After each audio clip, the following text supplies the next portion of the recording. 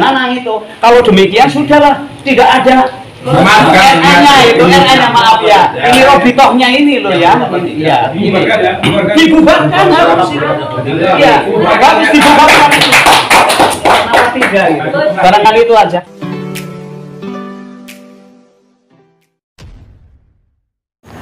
Assalamualaikum warahmatullahi wabarakatuh. Jumpa lagi dengan saya di channel Gagasan Progresif 9, sahabat sebangsa dan setanah di mana saja Anda berada.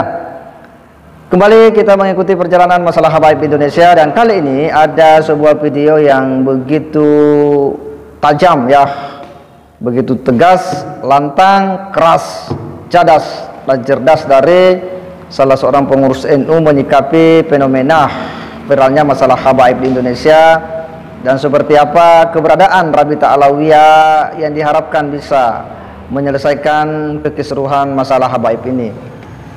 Dan apa yang diharapkan oleh pengurus NU ini terhadap situasi yang hari ini telah menyita perhatian publik dan tidak diketahui bakal ya muaranya di mana, berharap bahwa Kemenak ya bisa mengambil bagian dalam artian menjadi mediator dalam masalah ini. Kita yang berharap sebagai lembaga negara yang mengurusi masalah keagamaan, ya harapannya begitu, ketika tidak ada pihak lain yang mau menjadi fasilitator untuk mempertemukan dua pandangan yang berbeda, yakni pandangan Kiai Imaduddin Usman dengan pandangan para habaib lewat Rabita Alawiyah. Kenapa? Karena tentu kita berharap bahwa wacana kisruh masalah habaib ini tidak boleh mengelinding begini terus. Ini harus berakhir, muaranya harus jelas, harus memberikan edukasi kepada umat Islam, kepada umat Rasulullah, harus memberikan ya informasi yang pasti, tidak boleh mengambang, mengawan-awan terus, sehingga kita ini tidak bingung ya dengan sajian-sajian informasi yang tidak berujung.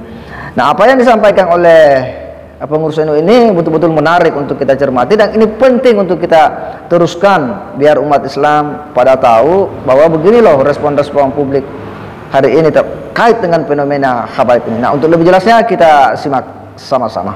Bahkan ketika Rasulullah menjelang meninggal 7 hari itu mengumpulkan duriyahnya, keluarganya, bahwa engkau meninggal jangan mengharap syafaat dari saya ataupun apa, amalmu kan seperti itu. Ketika dikumpulkan di Madinah, penjajah. Ya, ini hanya tadkiro sajalah agar isu yang digungkan oleh Habib ini, para mukibin itu medeni. Saya kemarin ke Banjarnegara dengan mukibin, pokoknya sudah ngeri banget, sangat mendewakan seperti itu, dan warga Nahdien banyak. Iya, kalau melihat video-videonya itu lah seperti itu. Ini untuk kita renungkan sejenak, kemudian solusi. Saya melihat siapa yang memberikan solusi sebenarnya antara konflik Habib dengan ulama Nahdien ataupun ulama NU, apalagi sudah nembak kepada pimpinan-pimpinan NU. Ini ya sama seperti Danang, yaitu Kemenak, gitu, Kementerian Agama. Kementerian Agama itu benar-benar sebagai mediator untuk mempertemukan, kalau memang Mbak Alawi itu berani kan seperti itu. Itu sebagai mediator mengundang Kiai Imaduddin ataupun ya pendukungnya, kemudian dengan kelompok mereka. Kalau tidak berani berarti kan diponis bahwa beliau tidak. Iya. Meskipun mereka meskipun mereka sampaikan sampai kapanpun, ahli apapun masalah DNA itu tidak bakal pas itu bahasanya kemarin dalam obrolannya. Tidak mungkin kayak gitu loh, apalagi sudah musalsal jauh sekali gitu. Itu sulit bahasanya. Jadi paling sebagai solusinya adalah yang berwenang dalam hal ini birokrasi adalah Kementerian Agama untuk mempertemukan. Kalau memang you gentleman umpamanya para RA ini ya monggo, mau tidak, kalau tidak berarti sudah bahwa warga Nahdien itu menang, bahasanya kan gitu. Meskipun bahwa NU itu sudah menang, harga mati ini pembela NKRI, apa yang dikatakan oleh Gus Fuad itu pembela. Iya. Nah, dari sinilah maka nanti akan berpikir bahwa Habib yang ada di sini itu kan ada sertifikat. Iya, ya bukan. paling tidak kami akan menghormati kealimannya, bukan kehabibannya yang tadi disampaikan Mbak Sisno. Kami memuliakan mereka bukan karena duriah, bahkan umum saya Gus, kami akan menghormati seorang Gus juga karena keilmuannya.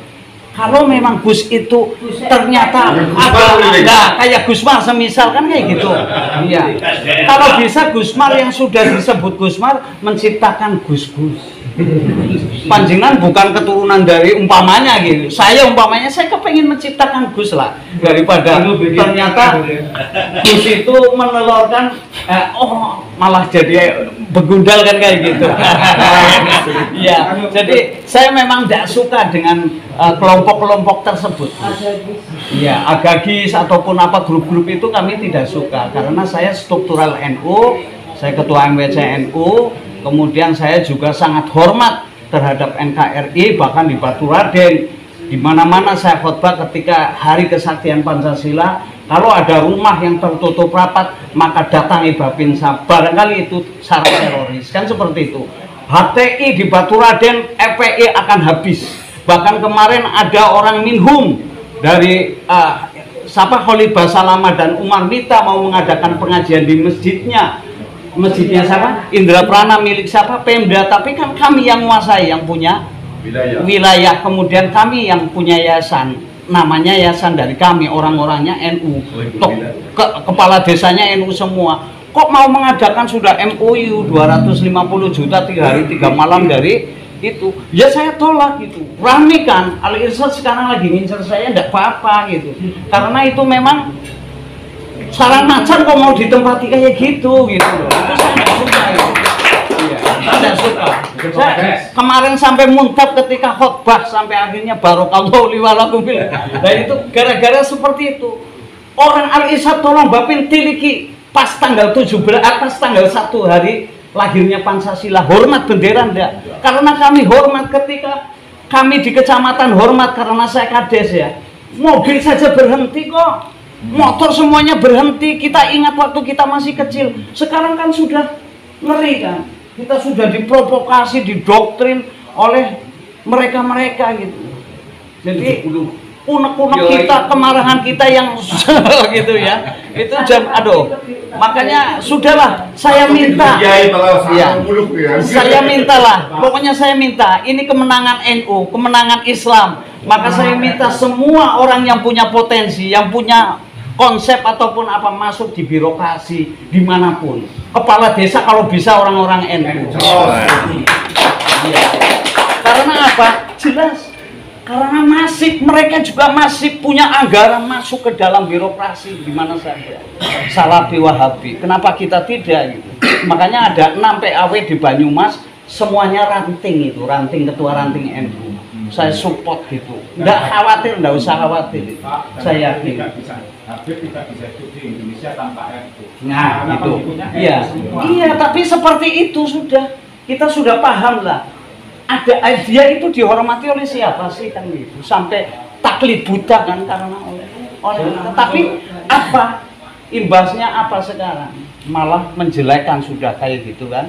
Menjelekkan dengan terus solusinya tadi dipertemukan kalau memang iya Habib itu dari RA itu ya itu mau nggak berani ya kan dia berani kalau begitu nanti Kementerian Agama menyatakan itu masalah legal formalnya itu yang disampaikan Dan Nanang itu. Kalau demikian sudahlah tidak ada RA-nya itu RA-nya maaf ya. Ini robitohnya ini loh ya. Iya, ini dibubarkan harus.